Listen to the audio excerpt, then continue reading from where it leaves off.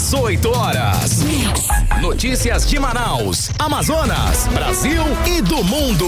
Agora na Mix. Olha lá, 6 horas, 1 minuto em Manaus. Juntos mais uma vez em 100,7 no melhor Mix do Brasil. Eu, você e ela, Karime Leão. Tamo junto, Carlão. Junto. Boa noite, muito boa noite pra você sintonizado aqui com a gente em 100,7. Obrigada pela sua companhia. É isso aí. Estamos juntos a partir de agora até às 7 da noite, aqui no 18 horas.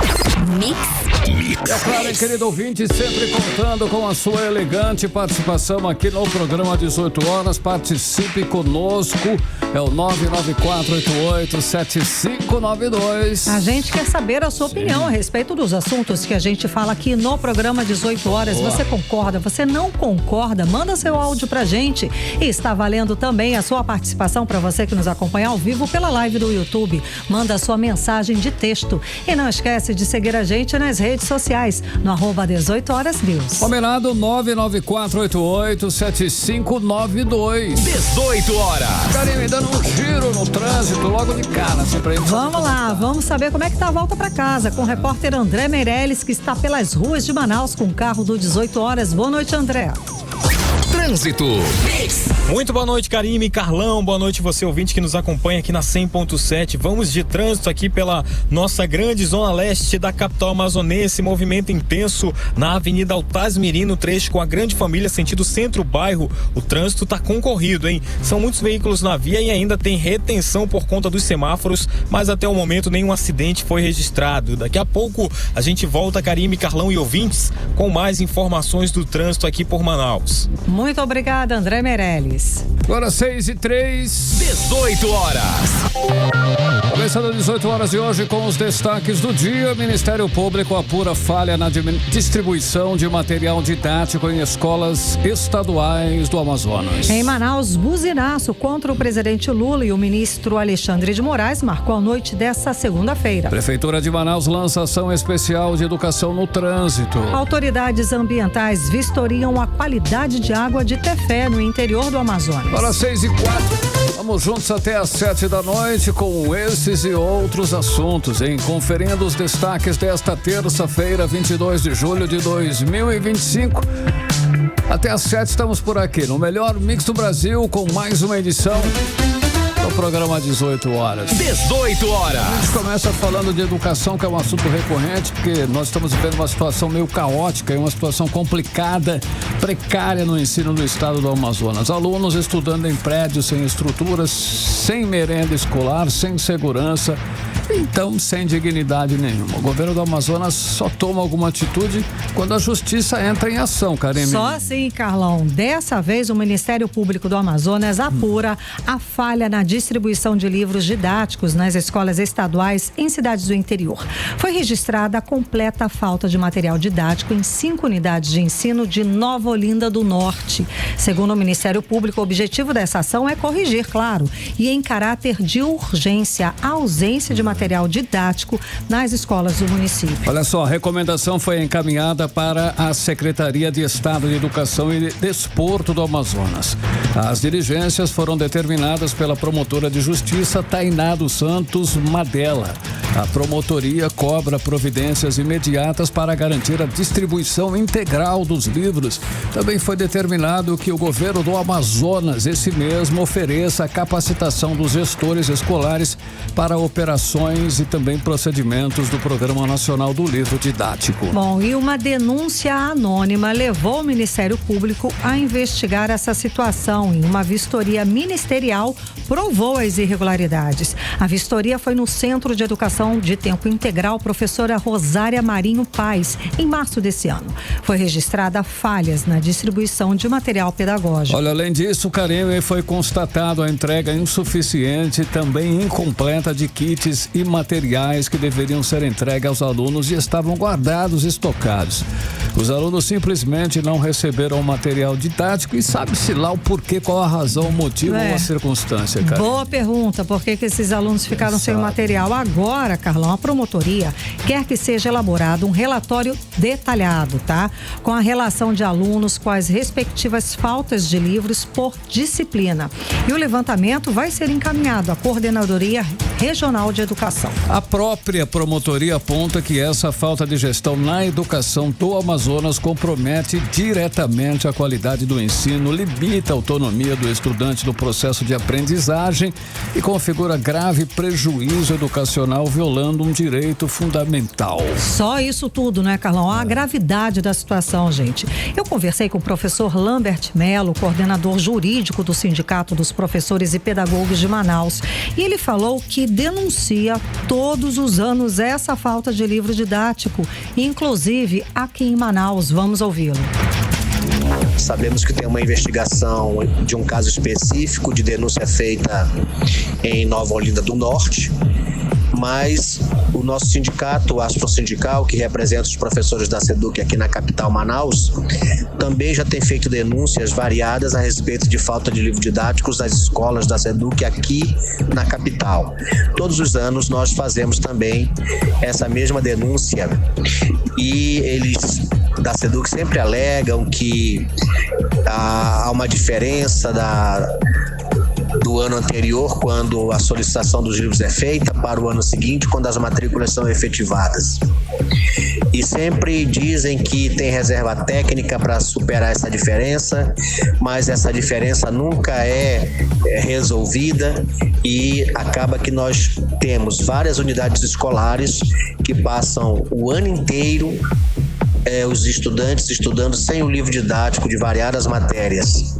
Isso acontece todos os anos e nunca é solucionado, lamentavelmente. 18 horas. Bom, essa é a questão, a completa falta de gestão. É por isso que o estado do Amazonas piorou simplesmente em todos os índices de educação. O professor Lambert Melo também falou sobre essa crise na educação. Vamos ouvi-lo novamente. A educação pública da rede estadual ela é precaríssima. Nós já falamos aqui sobre o problema da superlotação das salas de aulas, já falamos sobre o problema de o estado do Amazonas não ter atingido o índice mínimo de alfabetização estabelecido pelo MEC para o ano de 2024, já falamos do problema de que o estado do Amazonas aparece entre os últimos colocados na avaliação do Enem e continuamos falando do problema da falta de valorização dos profissionais da educação. 18 horas. Carlão, o professor Lambert Melo também adiantou que vai levar 2 denúncias amanhã para o Ministério Público. Vamos ouvir quais são. Nós queremos aproveitar a grande audiência da Rádio Mix aqui do Amazonas para dizer que amanhã, na quarta-feira, dia 23 de julho de 2025, nós estaremos no Ministério Público Estadual levando 2 denúncias. Levando a denúncia sobre o atraso da database dos professores da SEDUC, porque a database venceu no dia 1º de março e até agora não houve nenhuma negociação, nenhuma palavra do governador a respeito do pagamento do reajuste salarial dos professores da SEDUC aqui na capital e também no interior do estado.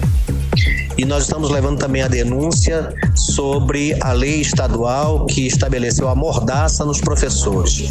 A lei estadual de autoria da deputada Débora Menezes, claro que com o apoio e a concordância do governador do estado, Wilson Lima, onde acusa os professores de serem doutrinadores, de passarem ideologias de esquerda para os alunos, sem apresentarem nenhuma prova sobre isso. 18 horas.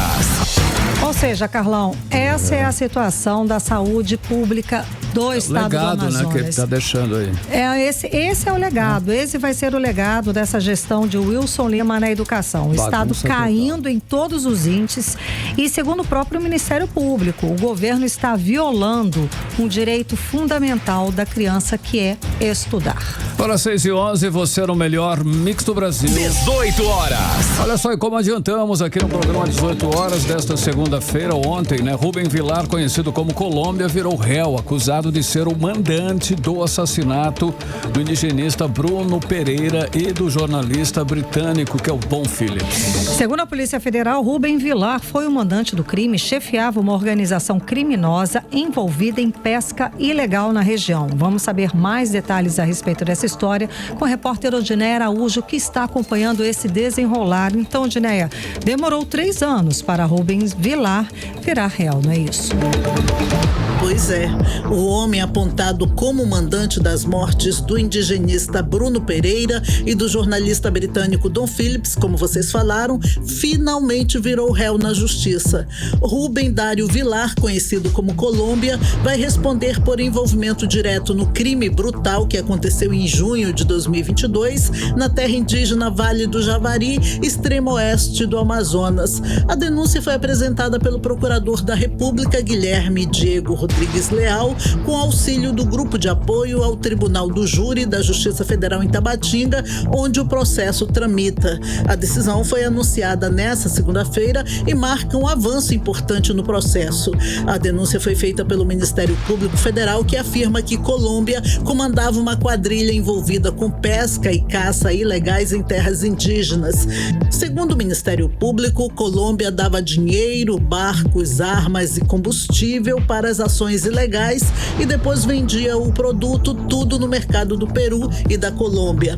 Bruno e Dom, que investigavam essas atividades, foram mortos numa emboscada cruel. Os executores do crime, Amarildo da Costa Oliveira, Jefferson da Silva Lima e Ozenei da Costa de Oliveira, vão a júri popular. E tem mais, a Justiça também atendeu ao pedido do Ministério Público e tirou o sigilo do processo. Agora, toda a população pode acompanhar os desdobramentos desse caso. Já sobre os executores, o Ministério Público Federal quer que o julgamento deles aconteça aqui em Manaus para garantir mais segurança e isenção. Volto com vocês. Muito obrigada pelas informações, Odineia Araújo. Agora são 6h13. 18 horas. Olha só, 4 pessoas foram presas suspeitas de participarem de um esquema de tráfico interestadual de drogas. A operação foi conjunta da Polícia Civil do Amazonas com o apoio da Polícia Civil de São Paulo e da Polícia Civil do Espírito Santo. E o repórter André Meirelles acompanhou a operação, traz os detalhes pra gente, as atualizações. Então, André, quem são os presos? Conta mais detalhes e quais estados, além do Amazonas, eles agiam. Boa noite, Karime, Carlão, aos ouvintes. Olha, foram presos Erison da Silva Velasquez, de 21 anos, Gabriel Souza da Silva e o Francisco das Chagas Aguiar, ambos de 20 anos. O mais velho, que é o Micael Martins Peixoto, de 41 anos, foi detido só que na cidade de Tatuapé, em São Paulo. Além das prisões, foram apreendidos 1.000 comprimidos de êxtase, 600 micropontos de LSD e 32 quilos de skunk. Durante uma coletiva de imprensa que aconteceu na sede da Delegacia Geral da Polícia Civil aqui do estado do Amazonas, foram reveladas detalhes do que a quadrilha planejava. O grupo criminoso estava em processo de organização para se tornar um cartel interestadual de drogas, batizado como Cartel 13. A ação, que aconteceu na última sexta-feira, apreendeu aí drogas sintéticas, maconha do tipo skunk e até chapéus e também bonés personalizados com a logomarca do futuro cartel. O chefe do grupo, identificado como Pablo Roberto Júnior, que tem um mandado de prisão para ele, segue foragido. A delegada Graci Jardim, que é titular da Delegacia de São Gabriel da Cachoeira, aqui no interior do estado, explicou que o trabalho aí das investigações começou depois de apreensões recorrentes de drogas no aeroporto do município, geralmente que essas drogas estavam escondidas em malas. Percebemos que era o mesmo comprador e logo conseguimos elucidar de quem se tratava, passando assim essa investigação que a gente viu que tinha um tamanho muito maior do que a gente podia imaginar. Essas drogas, elas não ficavam só em Manaus. E aí passamos para o DENARC para a continuidade das investigações. Olha, o diretor do DENARC, Departamento de Investigação sobre Narcóticos, o delegado Rodrigo Torres, informou que foram bloqueadas as contas bancárias ligadas aí ao chefe do grupo, que é o Pablo, com saldo superior a R$1 milhão e que o grupo utilizava o Amazonas como ponto estratégico para o tráfico. Iniciamos já as investigações aqui pelo DENARC, conseguindo aí lograr êxito em localizar essas pessoas que estavam ainda mandando drogas para fora do estado. A partir daí, então, pedimos aí bloqueios de contas que foram autorizadas aí pelo Poder Judiciário, bloqueio de mais de R$1 milhão desse grupo criminoso. Agora os presos vão responder por tráfico de drogas, associação para o tráfico e financiamento ao tráfico. Eles permanecem à disposição do Poder Judiciário. Volto com vocês. Muito obrigada pelas informações, André Meirelles. Legal, André. Agora 6h16, você era o melhor Mix do Brasil. 18 horas. Continue em 100,7, você está bem. Continue aí, 18 horas no ar até às 7 com os destaques do dia. Participe conosco, 994887592. E é claro, dê uma chegadinha lá nas nossas redes sociais, no @18horasnews. Mix.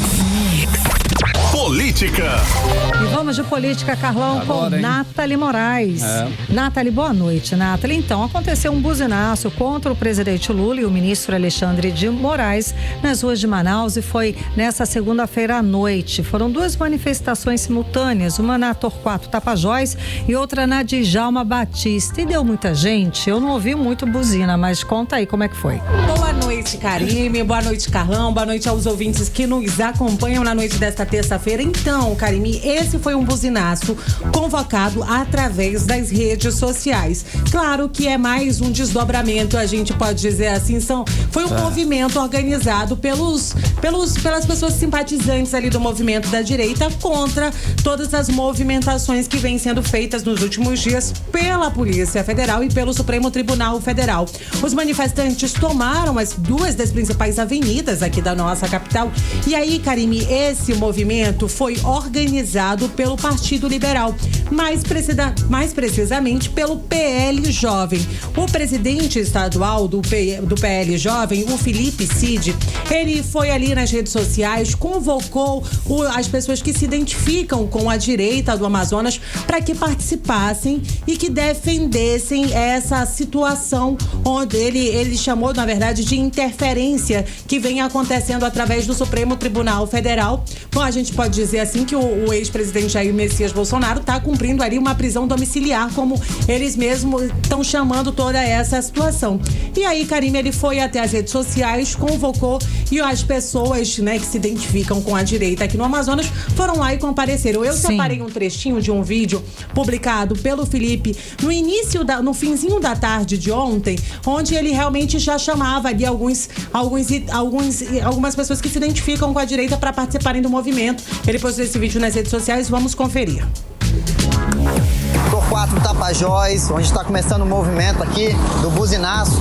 Fora Lula, fora Alexandre de Moraes. Vocês estão fazendo uma coisa horrível no nosso país. E a gente merece liberdade, coisa que a gente não está tendo. E agora a gente precisa de um presidente de um outro país interferir, não só na nossa economia, mas também na nossa política, porque tá vendo que a gente não tá dando conta. Ô meu povo, bora levantar do sofá, bora pra rua, tá na hora. Se continuar do jeito que tá, a gente vai se perder. Vamos pra cima. 18 horas. Karime, Carlão, ouvintes do programa 18 horas, a gente acompanhou aí a fala do Felipe Cid, ele que é representante do Partido Liberal do PL Jovem aqui no Amazonas. Só que assim, Karime, eu não sei se esse movimento deu muito certo, não. Nas redes sociais, por exemplo, muita gente afirmou que esse protesto não daria em nada. E aí muita gente chamou a atenção, inclusive, que nem o Lula, nem o Bolsonaro estão nem aí para a situação do Amazonas. Claro, as pessoas estavam ali criticando o governo Wilson Lima. Teve muita gente falando que o estado está sem segurança, os hospitais estão um caos e as pessoas estão indo às ruas para falar do Bolsonaro, que não tá nem aí pra gente. Ah, bom, também tem isso, né? Acho que existem coisas mais urgentes pra gente reivindicar também, né? Claro. Exato, Karime, mas aí vale a gente destacar, né, que são pessoas que se identificam com a direita aqui no Amazonas, e esse tipo de manifestação, inclusive, não é novidade. Eu acho que só esse ano, pelo menos, eu tava tentando ali contabilizar, já foram registrados pelo menos quatro buzinaços. Foi um em março, um em fevereiro, um em janeiro e um em junho. O último foi em junho, onde faziam críticas à atual já postura do Supremo Tribunal Federal. E buzinaços em apoio ao ex-presidente Bolsonaro. Exato. Buzinaço da direita. Exato. E aí, mais uma vez, é claro, né? Como são apoiadores de Bolsonaro, eles foram às ruas para gritar fora Lula. Tá certo. E, Nathalie, no Congresso teve movimento importante que impacta diretamente o norte do país. O Senado aprovou a prorrogação da isenção do adicional ao frete para a renovação da Marinha Mercante, com relatoria do senador Eduardo Braga. Que efeito essa decisão tem na prática pra gente aqui da região norte? E a do Eduardo Braga deve ser um efeito positivo, né? Traduz pra gente. A gente tem que, vamos dizer assim, bingo, né? A gente realmente ganha com essa decisão. Afinal de contas, a gente tem a previsão aí que tenhamos uma seca tão severa quanto nos anos anteriores. A gente não deve bater aqueles 2 picos recordes dos 2 últimos anos, mas a gente vai ter uma seca severa. E aí, com essa aprovação do Congresso Nacional, que pode aliviar os custos logísticos para o que chega por aqui através dos nossos rios, o tributo cobrado no frete de transporte aquaviário, ele foi zerado, Karime. Então, ou seja, as coisas vão chegar aqui com menor custo, né? A gente sabe que tudo por conta dessa questão logística, pelo fato de nós não... o custo Amazonas é caro. Os nossos rios são nossas estradas. Então, com a aprovação de uma proposta como essa, realmente as coisas tendem a melhorar por aqui. Mas vale a gente reforçar que esse projeto ainda precisa da sanção do presidente Lula, né? E aí garante a isenção para cargas que tenham origem não somente para a região norte, mas também para todo o Nordeste. Anteriormente seria até 2027, mas aí o senador Eduardo Braga foi lá e conseguiu estender com uma emenda parlamentar até 2031. Ou seja, se o caso tenhamos a sanção do presidente Lula, até 2031 as cargas que chegarem aqui no Amazonas vão chegar aí sem os tributos marítimos, ou seja, tudo tende a ficar mais barato. Até que enfim. Bom, né? Até que enfim, uma notícia boa. Pelo menos isso. No frete marítimo teremos frete grátis, Carlão. Que maravilha. Vamos seguir. Valeu, Eduardo. Agora, Nathalie, mudando de assunto, mesmo com a convocação do PL para um ato de apoio, que a gente estava falando ao ex-presidente Jair Bolsonaro lá em Brasília, os bolsonaristas aqui do estado do Amazonas escolheram ficar em casa, ou melhor, nas redes sociais. Mas o nome chamou a atenção, que foi do Sargento Salazar, que sempre foi bem ativo. Ele deu uma sumida, Nathalie. O que teria feito ele adotar esse silêncio, mesmo no meio dessa polêmica tão urgente na nossa pauta? Karime, né? Ele realmente é uma pessoa que borbulha nas redes sociais, né? Viraliza muito rápido e sempre foi um apoiador, né? Das ideias do ex-presidente Jair Messias Bolsonaro.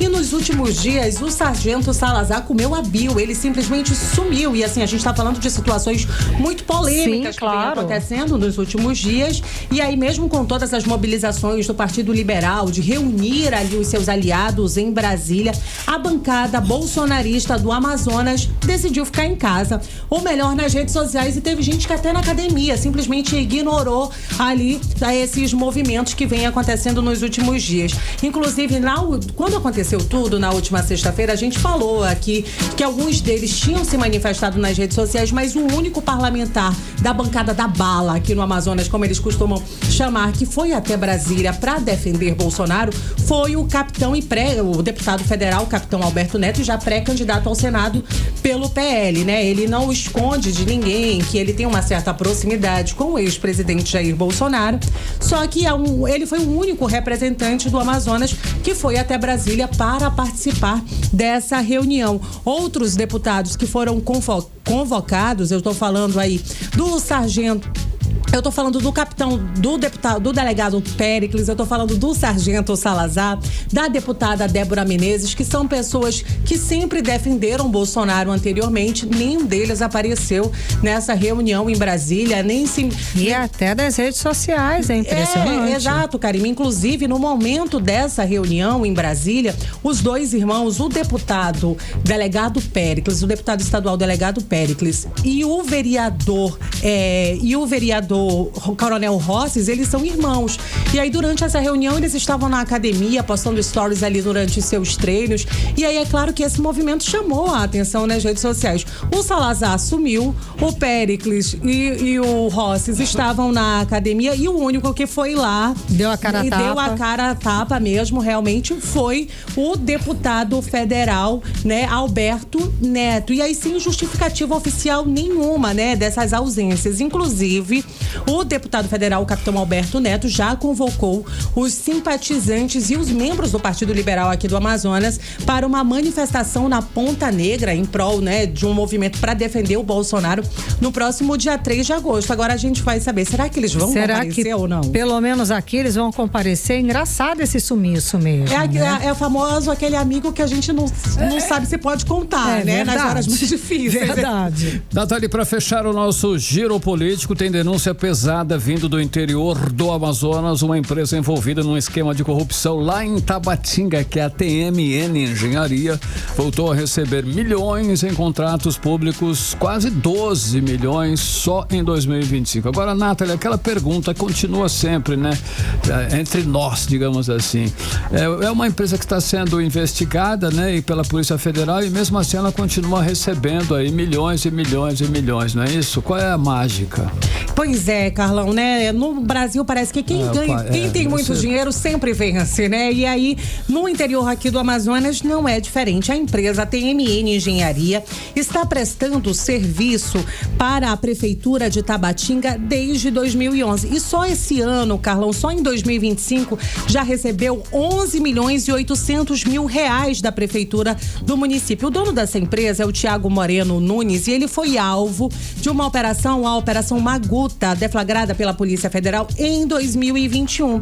Mas desde então, o ex-prefeito, né, Samuel Bermug, que teria ali uma certa proximidade com esse empresário, fez de conta que nada estaria acontecendo e aí ele continuou prestando serviços à Prefeitura do município de Tabatinga.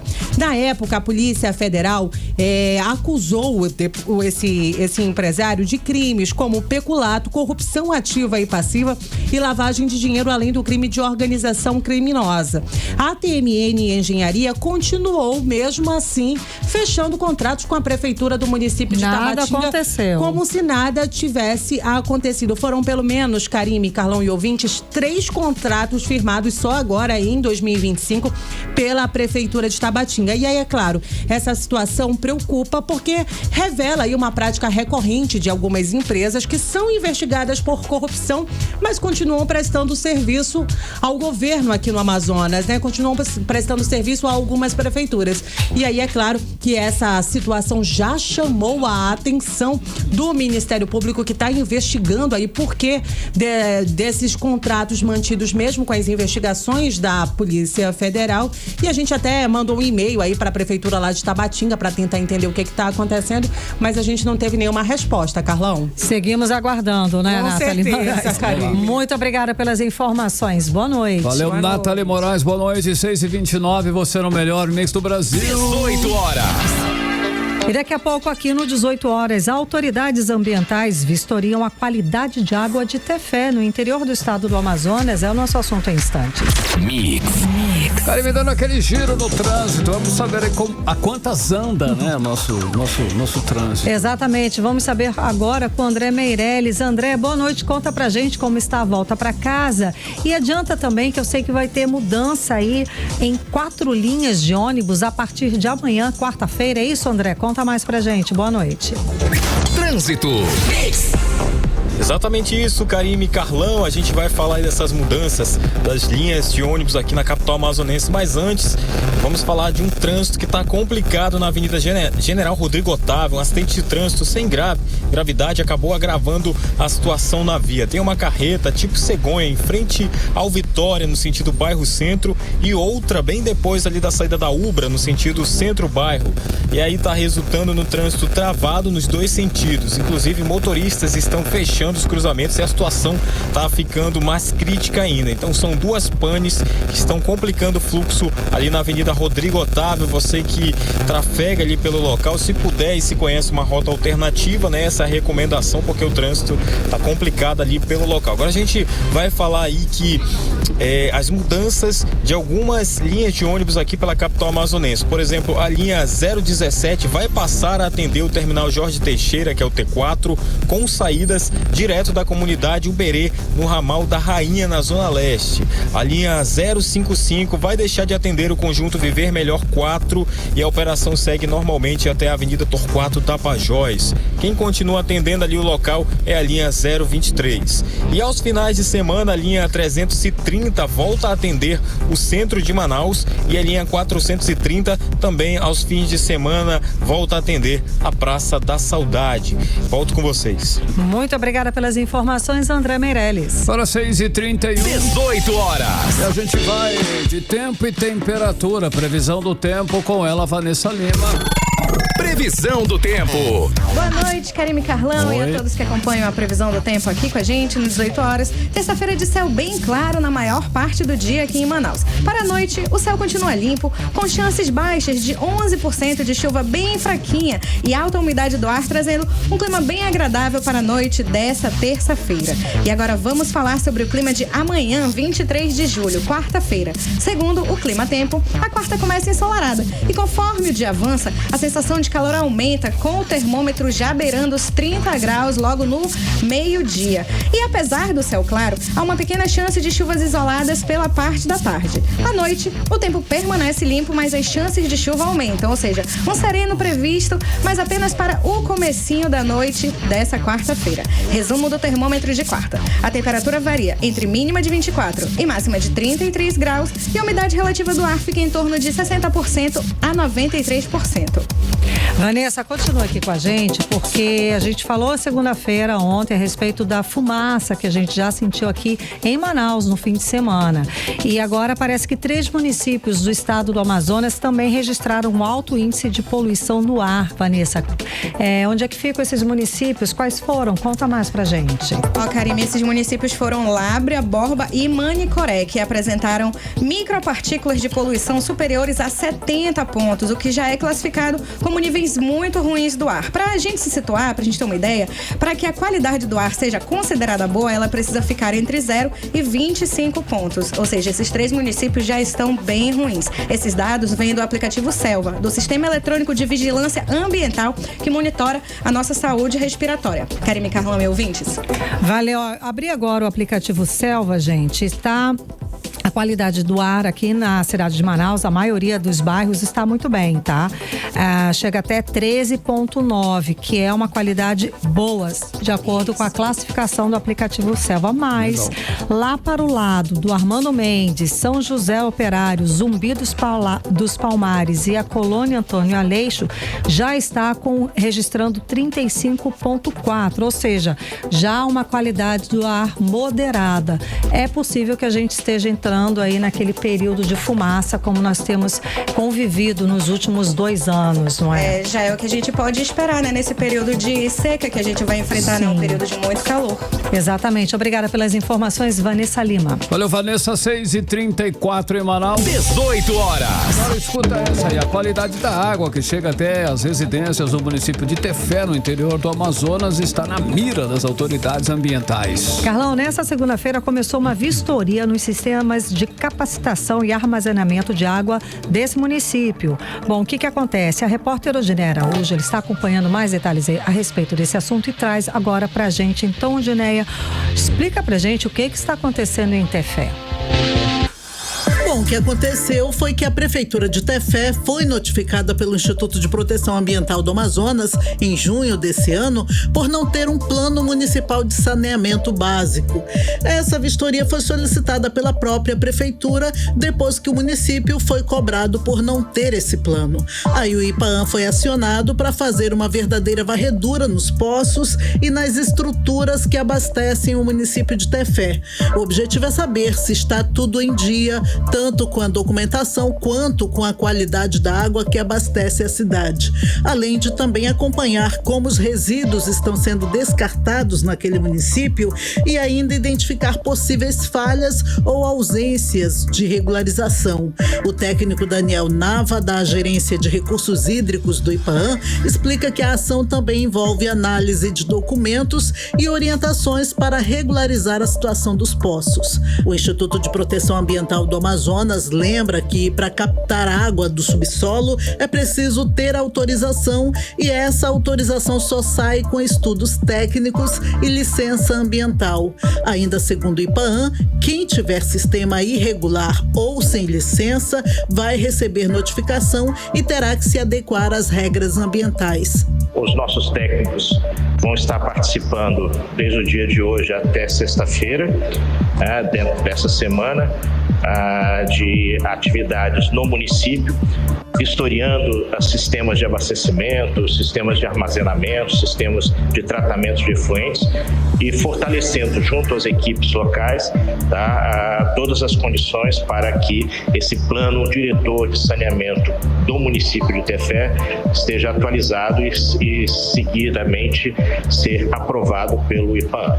Aliás, quem pensa em perfurar um poço artesiano precisa de licença ambiental única, além de laje de proteção, hidrômetro e outros itens obrigatórios. Informações completas sobre isso ou outras questões ambientais podem ser obtidas no site do IPAAM ou pelo WhatsApp da fiscalização, que é o 92985579454. Eu vou repetir para você anotar. 92985579454. Volto com vocês. Legal, Odinei Araújo, agora 6h37, você no melhor mix do Brasil. 18 horas. Karime, ouvintes, a gente sabe aí que a maioria dos acidentes que acontecem nas ruas de Manaus, se não são poucos, poderiam ser evitados aí. Geralmente, aquela falta de atenção, aquela pressa ou a própria imprudência termina em tragédia. Por isso, a Prefeitura lançou hoje uma ação especial de educação no trânsito. Carlão, o objetivo é um só, claro, lembrar motoristas e motociclistas que dirigir bem não é só uma questão de habilidade, é uma questão de cuidar da própria vida e da vida do outro. E quem acompanhou essa ação foi nosso repórter Kennethson Paes, que traz pra gente os detalhes agora. A semana começou com alerta para motociclistas e motoristas em Manaus. A Prefeitura lançou uma programação especial de educação para o trânsito em alusão ao Dia do Motorista e o Dia do Motociclista. Essas ações começaram a partir de hoje e devem continuar em diferentes pontos da cidade. E o objetivo é um só: reduzir os acidentes. Como? Conscientizando condutores sobre atitudes simples que podem evitar tragédias. O trabalho começou no Centro de Treinamento da Honda, no bairro Parque 10. Lá, motoristas receberam orientação sobre pilotagem segura e aprenderam na prática como funciona o treinamento do ponto cego. Esse é aquele espaço que o motorista não consegue enxergar a moto ou outro veículo, aumentando o risco de acidentes. E quem falou mais sobre essa ação da Prefeitura foi o Erison Freitas, ele que é educador de trânsito. Vamos ouvi-lo. Porque nós temos hoje em Manaus aproximadamente 1.200.000 veículos. E a gente precisa, a todo momento, não disputar o espaço, mas compartilhar esse espaço que está cada vez mais diminuindo. E essa ação da Prefeitura, através dessa parceria, dessa montadora de renome internacional, juntamente com a Educação de Trânsito e Instituto Municipal de Trânsito, a gente traz essas dicas, né? Dicas que salvam vidas. Né? Para a gente que trabalha com educação de trânsito, nosso objetivo é sempre diminuir o número de sinistros fatais no trânsito. E com isso a gente tem que contar com a colaboração do condutor, porque muitos desses sinistros fatais aconteceram pela imprudência do próprio condutor. condutor do veículo. Especialistas alertam ainda que os condutores precisam entender que o trânsito não é sobre dirigir, é sobre cuidar da vida. Quando a gente respeita a sinalização, dá preferência, usa o cinto ou pilota com atenção, a gente está salvando vidas.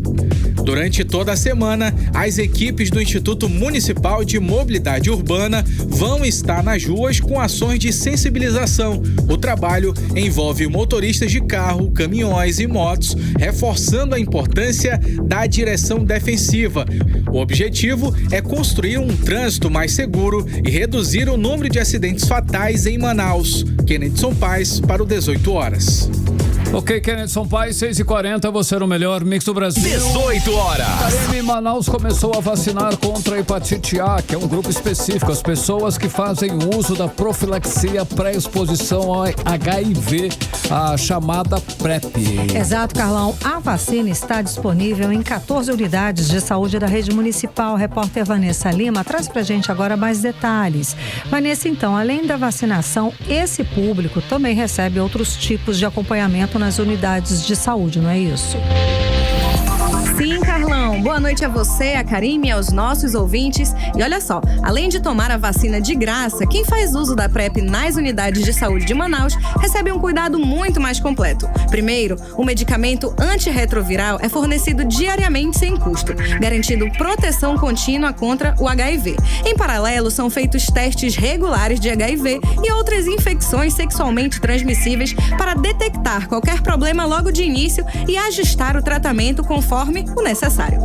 E a partir desta semana, quem faz uso da PrEP poderá tomar gratuitamente a vacina contra a hepatite A em 14 unidades de saúde da cidade. A ideia é ampliar a proteção de quem já enfrenta maior risco de infecção, segundo recomendações do Ministério da Saúde e dados recentes que mostram que, além do HIV, o público está exposto a outras doenças, especialmente pela prática de contato oro-anal, uma das principais formas de transmissão da hepatite A. Quem já tomou uma dose, fique atento ao intervalo de 6 meses para receber a segunda. E quem ainda não se vacinou, precisa das 2 doses para completar o esquema, como reforça Isabel Hernandes, diretora de imunização da Censa. O esquema vacinal constitui de 2 doses, tá? Com intervalo de 6 meses entre elas. Mas é importante observar, aquele público que já recebeu uma dose, ele vai receber a segunda dose desde que deu o intervalo de 6 meses. Aquele que recebeu 2 doses não é necessário receber. E aquele que não tem nenhuma dose, ele vai iniciar o esquema com intervalo de 6 meses entre elas. A vacina estará disponível nos mesmos postos onde tem a PrEP. Para tomar, basta apresentar documento oficial com foto, cartão nacional de saúde ou CPF e a receita de PrEP emitida nos últimos 6 meses. Adolescentes entre 15 e 17 anos recebem a versão pediátrica e, a partir dos 18 anos, a fórmula adulta. Com mais de 2.200 pessoas em uso de PrEP em Manaus, essa estratégia conjunta torna tudo mais prático e ajuda a reduzir a vulnerabilidade de quem convive com esses riscos. Fica tudo no mesmo fluxo de atendimento, sem complicação, garantindo mais comodidade e segurança. Volto com vocês. Vanessa Lima, agora 6h43, você no melhor mix do Brasil. 18 horas. Economia. Agora conferindo os indicadores econômicos de hoje, o dólar fechou em alta de 0,04%, cotado em R$ 5,56. O euro fechou em alta de 0,57% aos R$ 6,54. O Bitcoin fechou em alta de 2,2% aos R$667 mil. E o Bovespa fechou em queda de 0,1% aos 134.035 pontos. E o número de trabalhadores do Polo Industrial de Manaus que recebem até 2 salários mínimos voltou a crescer. A maioria dos empregados das indústrias da Zona Franca está com rendimento de R$3 mil. Olha só, de acordo com o levantamento da Suframa, mais da metade dos funcionários contratados diretamente vive com até 2 salários por mês. Os detalhes nós vamos conferir agora com o Odinei Araújo. Odinei, os salários então melhoraram, é isso? Bom, ao que parece, sim. Apesar do faturamento de mais de 93 bilhões de reais das indústrias, só até o mês de maio. O valor do rendimento para os representantes dos trabalhadores poderia ser melhor. Mas dos mais de 110 mil trabalhadores contratados diretamente, quase 65 mil recebem até 2 salários mínimos, que passam um pouco de 3 mil reais. Porém, outras 38 mil pessoas recebem menos, até um salário mínimo e meio ou pouco mais de R$ 2.200. Os dados são da Suframa e se referem ao período de janeiro até o mês de maio desse ano, quando o Polo Industrial de Manaus revelou um crescimento de faturamento em 2023. Para a presidente do Conselho Regional de Economia do Amazonas, Michele Aracati, o aumento salarial da mão de obra dos trabalhadores da indústria no Amazonas é reflexo da reforma tributária. E é também uma oportunidade de nós termos mais renda circulando na economia. Isso vai gerar crescimento econômico através do consumo. Eu gostaria de ressaltar também que o aumento no valor dessa mão de obra foi uma reivindicação a partir do texto base da reforma tributária. Os parlamentares amazonenses colocaram que esse aumento salarial constituía um desafio nos próximos anos, quando a gente fala de modelo Zona Franca de Manaus. Além disso, segundo a presidente do Corecon, Michele Aracati, a remuneração dos trabalhadores do Polo Industrial de Manaus está relacionada à qualificação da mão de obra local. Em relação à mão de obra do Polo Industrial, nós já sabemos que é uma mão de obra extremamente qualificada, é uma mão de obra produtiva, portanto, é uma mão de obra que tende a ter uma remuneração maior quando a gente fala aí desse aspecto ligado ao trabalho. O número total de empregados do Polo Industrial de Manaus, somando efetivos, temporários e terceirizados, chegou a 130 mil em maio. A média mensal de trabalhadores em 2025 é a maior dos últimos tempos. Outra boa notícia é que o polo está muito bem na produção. Os setores que mais cresceram foram o de motos, metalúrgico e mecânica, com aumentos de mais de 20% em comparação com o ano passado. Só de ar-condicionado split foram quase 3 milhões de unidades produzidas em 5 meses. Volto com vocês. Ok, Odinei, 6h47, você no melhor mix do Brasil. 18 horas.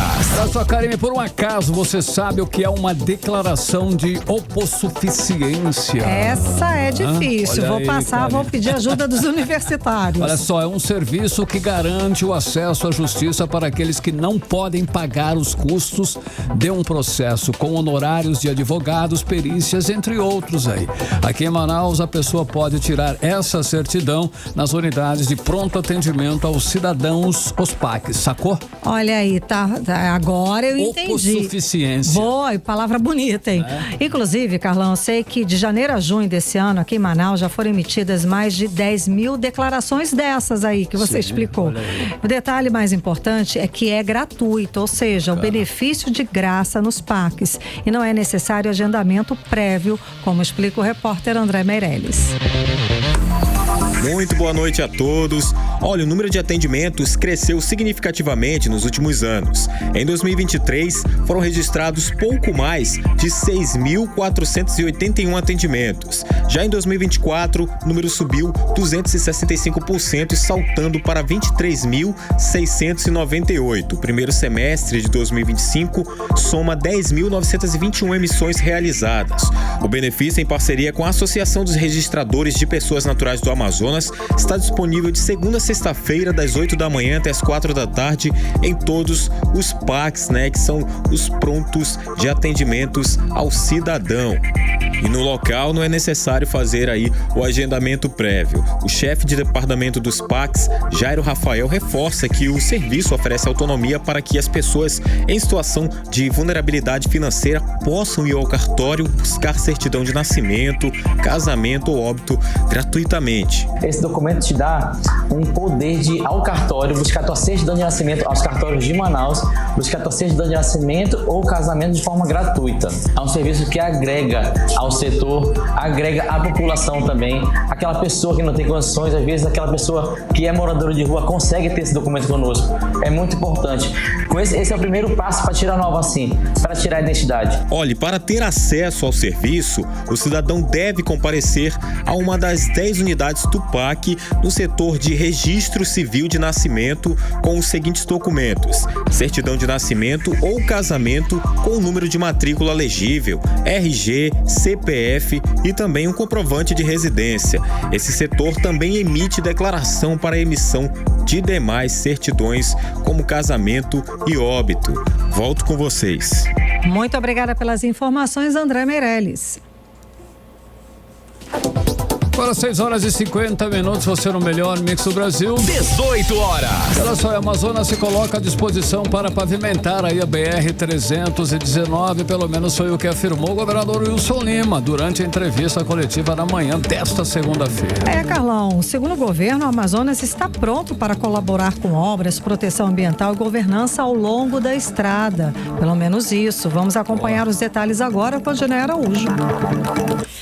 Bom, a polêmica em torno da pavimentação da BR-319, que atravessa uma das áreas mais preservadas da Amazônia, se arrasta há tempos e até agora sem solução definitiva. Na semana passada, a ministra do Meio Ambiente, Marina Silva, anunciou a criação de uma comissão envolvendo vários ministérios para conduzir uma avaliação ambiental estratégica voltada à recuperação da rodovia que liga Manaus, no Amazonas, a Porto Velho, em Rondônia. Nessa segunda-feira, o governador do Amazonas, Wilson Lima, foi questionado sobre a recuperação da BR-319 durante uma entrevista coletiva. Ele disse que o Amazonas quer acelerar a pavimentação da BR-319 e garantiu que o estado está pronto para ajudar no que for preciso, inclusive com o uso de tecnologia para controlar o tráfego e proteger a floresta. Nós não aceitamos a justificativa de que não dá para repavimentar uma rodovia que está na Amazônia. Isso é inadmissível, contanto que a gente conseguiu avançar em tecnologia, em vigilância e monitoramento. Então essa não pode ser uma desculpa. É possível sim conciliar desenvolvimento com proteção ambiental.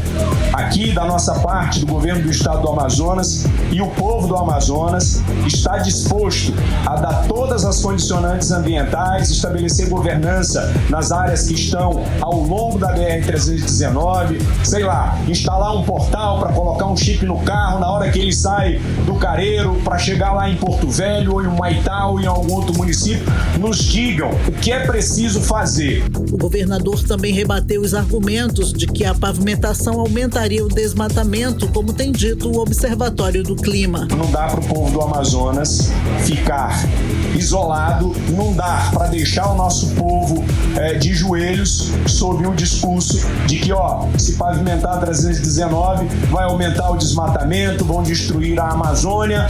Não é bem isso. Esse não é um discurso que é verdadeiro. E aqui nós defendemos, sim, a repavimentação da BR-319, porque ela é importante para o povo do Amazonas para cumprir um papel que é fundamental, que é o de garantir o direito de ir e vir do cidadão.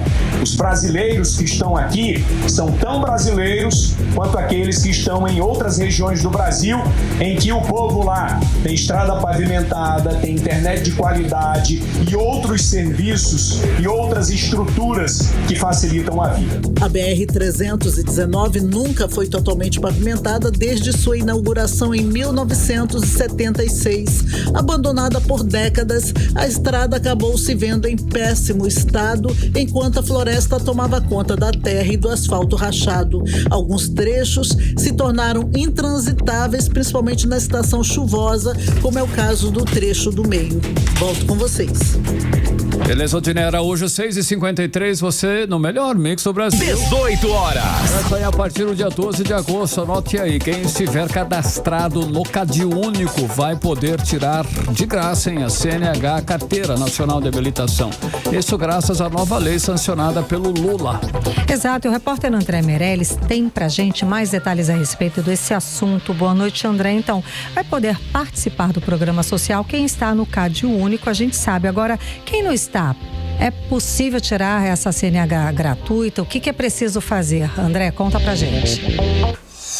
Muito boa noite, Karime, Carlão, você ouvinte. Olha, é só ir presencialmente a um posto do CRAS, que é o Centro de Referência de Assistência Social mais próximo de você, e apresentar CPF ou título de eleitor, documento com foto, comprovante de residência ou declaração e os documentos dos demais membros da família, como RG, CPF, certidão de nascimento ou equivalente. A família também precisa ter renda de até meio salário mínimo e, claro, todos os documentos têm que ser os originais, não pode ser cópia. Pronto, com esse cadastro no CadÚnico, se você tem 18 anos ou mais, sendo titular ou dependente, já tem direito e já está apto aí para poder participar dessa seleção.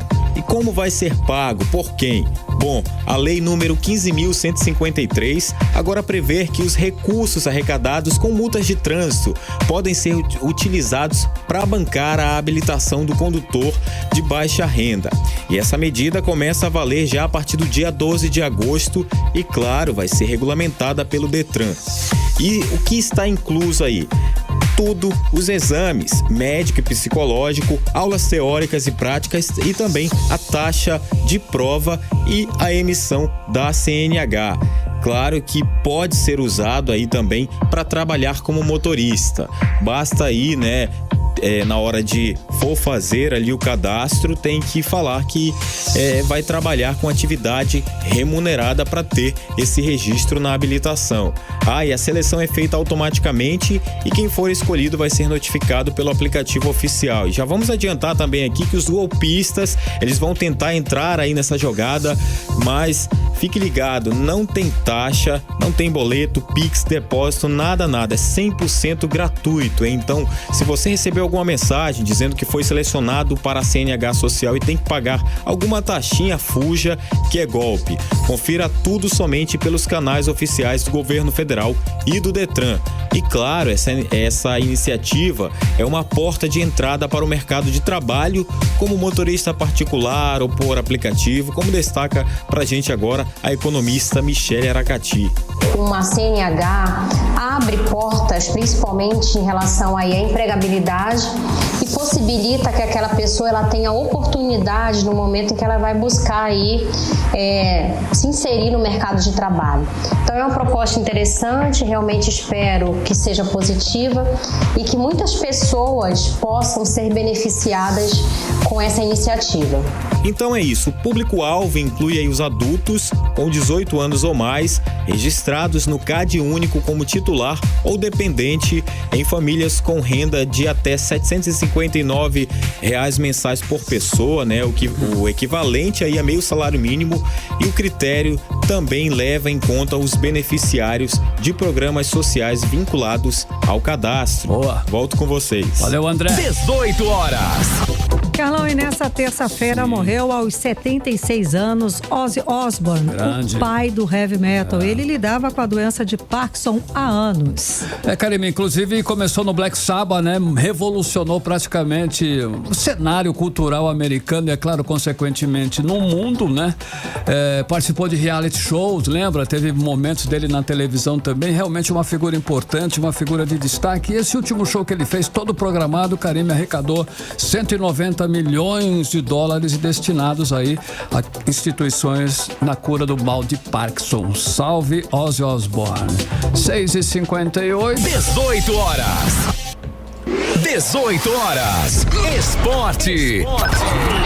Karime, nosso giro esportivo de hoje, a gente começa, rolando dentro e fora de campo. O Real Madrid está fazendo marcação cerrada para não deixar o Vinícius Júnior escapar. O brasileiro segue a negociação para renovar contrato, mas o clube, claro, está de olho para não transformar essa negociação num clássico, uma guerra salarial. Não tem jeito, né, Carlão? Bom, o Real quer segurar o camisa 7, mas sem entrar num campo minado com os salários do Mbappé e do Bellingham.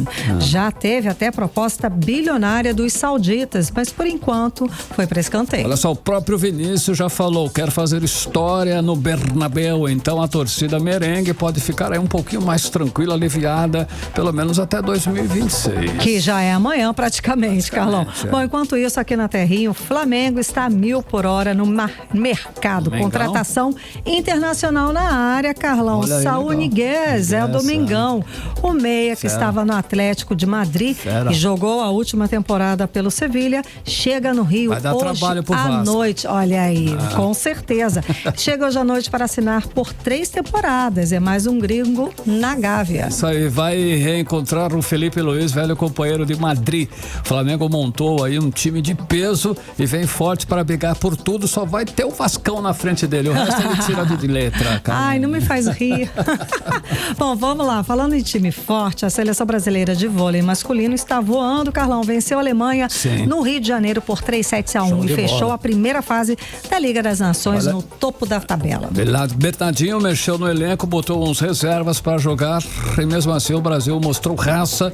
Agora é playoff, né, Karime? Vamos lá. Exato. Torcer. E quem também está no clima decisivo é a seleção feminina. As meninas do futebol já estão treinando na Polônia para a fase final da Liga das Nações. Brasil pegando a Alemanha nas quartas, na quinta-feira. A campanha foi para aplaudir de pé, viu? 11 vitórias, 31 pontos e a segunda melhor classificação, só atrás da Itália. Deu tilt aqui, Karime. Vamos direto lá para o trânsito. Vamos saber por onde anda o repórter André Meirelles. Conta daí, André. Trânsito. Boa noite, Karime, Carlão, você ouvinte também. Para finalizar aqui, trânsito carregado agora na volta para casa, na Avenida São Jorge, sentido centro-bairro. O movimento é intenso e o trânsito segue carregado nesse momento. E na Avenida Jacira Reis, também no sentido centro-bairro, o fluxo está concorrido, muitos veículos na via, mas até agora nada de ocorrências registradas. Até amanhã. Muito obrigada, até amanhã, André Meirelles. Valeu, André. 18 horas. Seguimos direto para o editorial 18 horas. Editorial 18 horas. Olha só, em meio ao noticiário político nacional, quase passou despercebida hoje uma informação que é importante para o consumidor brasileiro.